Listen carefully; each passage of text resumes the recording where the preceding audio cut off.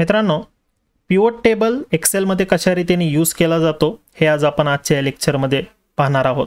Pivot table हा नेहमी data analyst किंवा डेटा सायंटिस्टच्या इंटरव्ह्यूमध्ये विचारला जाणारा प्रश्न आहे. त्याचबरोबर मोठ्या प्रमाणामध्ये MIS एक्झिक्युटिव्ह सुद्धा या टूलचा उपयोग करतात. तर पिव्होट टेबल नेमकं काय आहे? तर पिव्होट टेबल हे खूप पॉवरफुल टूल आहे की ज्याचा यूज आपण कॅल्क्युलेशन करण्यासाठी, डेटाला समराइज करण्यासाठी, डेटाला ॲनालाइज करण्यासाठी यूज करतो.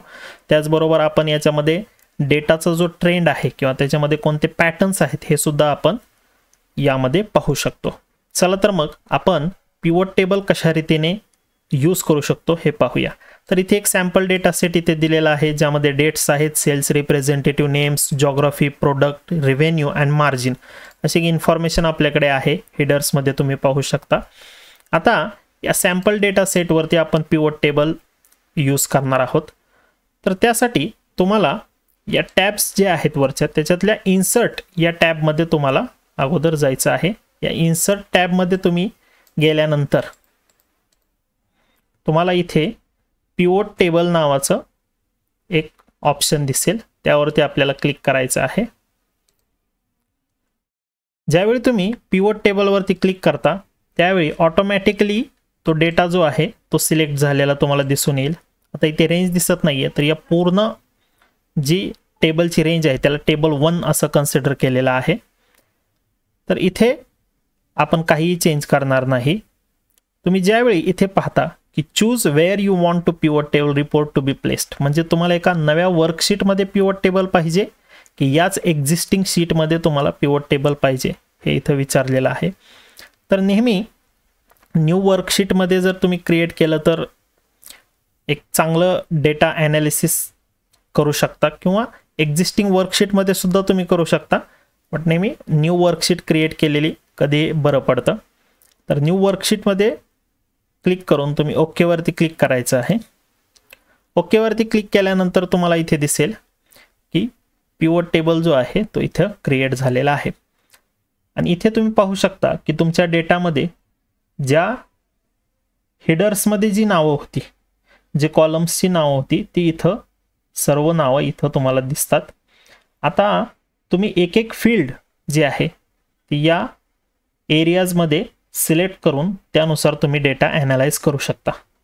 तर आत्ता मी प्रोडक्टला ड्रॅग करून रोजमध्ये आणतोय. तर तुम्ही इथं पाहू शकता की रोजमध्ये माझ्याकडचे जे प्रोडक्टची नावं आहेत युनिक ती इथं आलेली आहे. तर 3 टाईपचे माझ्याकडे प्रोडक्ट आहेत आणि त्यांचा रेव्हेन्यू आता मला बघायचा आहे. तर रेव्हेन्यूवरती जेव्हा मी क्लिक करतो त्यावेळी जो सम ऑफ रेव्हेन्यू जो आहे तो एका व्हॅल्यूज याच्यामध्ये ऑटोमॅटिकली गेलेला आहे, कारण त्याच्यामध्ये काय एक नंबर जे आहेत ते याच्यामध्ये आहेत. तर अशा रीतीने तुम्ही इथे पाहू शकता की प्रोडक्ट वाईज कशा रीतीने रेव्हेन्यू जनरेट झालेला आहे. त्याचप्रमाणे जर समजा मी इथून जर ते कॉलम एरियामध्ये जर प्रोडक्ट्सला जर आणून ठेवला तर तुम्ही कॉलम वाईज प्रोडक्टची इन्फॉर्मेशन पाहू शकता की रेव्हेन्यू कसा जनरेट झालेला आहे. तर रोजमध्ये ज्याप्रमाणे आपल्याला तो डेटा पाहायचा आहे त्याप्रमाणे तुम्ही इथं ड्रॅग वगैरे करू शकता. ठीक आहे. समजा मला प्रोडक्ट नको आहे तर मी काय करणार आहे, तर इथून इथे क्लिक करून ते प्रोडक्ट जे आहे ते आपण तिथून काढू शकतो. आता मला सेल्स रिप्रेझेंटेटिव्ह नेम्स हवे आहे. तर इथे जर मी टिक केलं तर त्यावेळी तुम्हाला इथे सेल्स रिप्रेझेंटेटिव्ह नेम्सनुसार इथे रेव्हेन्यू तुम्हाला दिसेल. ठीक आहे. त्याचबरोबर इथे राईट क्लिक करून तुम्ही डेटाला सॉर्ट सुद्धा करू शकता असेंडिंग ऑर्डरने किंवा स्मॉलेस्ट टू लार्जेस्ट सुद्धा. तर तुम्हाला इथे दिसू शकतं की अर्जुनने सगळ्यात जास्त रेव्हेन्यू जो आहे तो जनरेट केलेला आहे.